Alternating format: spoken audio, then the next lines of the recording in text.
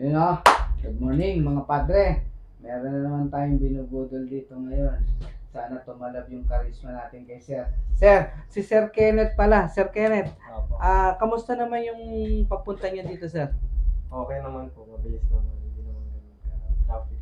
Yung sasakyan naman, Sir, na nakita niyo. Napakaganda, worth it po talaga yung biyahe. Mauwi ko na rin. Ang alam ko, Sir, dream car niyo yung Lancer na yan, ha? Opo. Ay, hindi ka naman mabibigo dyan, Sir. Maayos naman yan.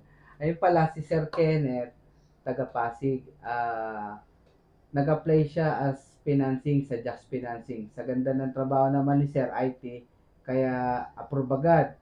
Kaso ang problema, hindi natin marirelease, Sir. Saturday ngayon, walang LTO. Monday na lang, ang napagkasunduan namin, i-deliver na lang sa kanya kasi busy na rin siya sa trabaho. Paano, Sir? Sigurado ka magpapabudol ka sa akin? Sigurado po. Walang pilitan yan, Sir, ha?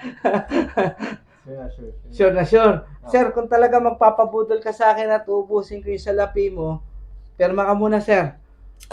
Pag yan, pumirma, Sir, wala nang bawian yan, ha? Opo. Paano mga padre? Si Sir Kenneth, naging bayan ng Lancer na GTA natin. Financing to by Jax Financing. Paano mga padre? Cut muna tayo.